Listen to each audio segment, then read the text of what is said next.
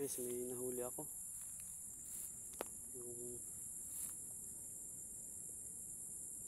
Yung matawag dito. Snake turtle ba ito tawagin? Ayun. Sobrang dami yan dito sa ano, kaya hinuhuli na namin. Nakain kasi ngayon mga similya ng isda. Ayun. Hindi ko siya nahuli. Salot ito sa ano, sa isda. Ayan.